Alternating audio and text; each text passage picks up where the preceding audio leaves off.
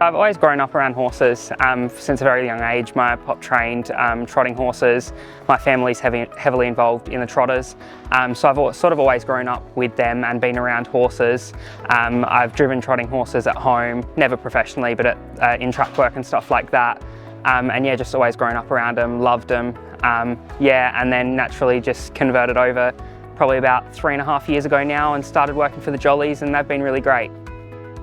I've really been loving probably the last sort of 6 months. I've had the opportunity to go over to Melbourne quite a few times and sort of see the different side of things over there. I've travelled over there at least half a dozen times. I think I went 5 weeks in a row there at one point, and was lucky enough to have a couple of winners. So went over, lose some, win more, one at Flemington. That was really cool to strap a winner at Flemington, and then took Pudding to Sandown one day and he managed to win as well. So that was really cool. Chantal and Richard actually never come over that weekend, so it was sort of just all on me. So it was really, yeah, just a really, really good feeling when he was able to win. I think Rehn definitely deserves to be a finalist here. He's worked for us for about 3 years and he's progressed so well and fast, considering he hasn't had much background with racehorses. So his attention to detail should be credited.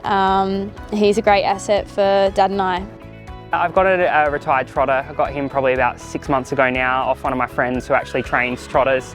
And he's beautiful. He's sort of retired now, so I just hack around with him because I still do love to drive a horse when I get the chance, so that way I can just chuck him in the cart whenever I like and just go for a bit of a spin, whether it be out in the paddock, around the block, take him to the forest, all that kind of stuff. It's really cool, so yeah.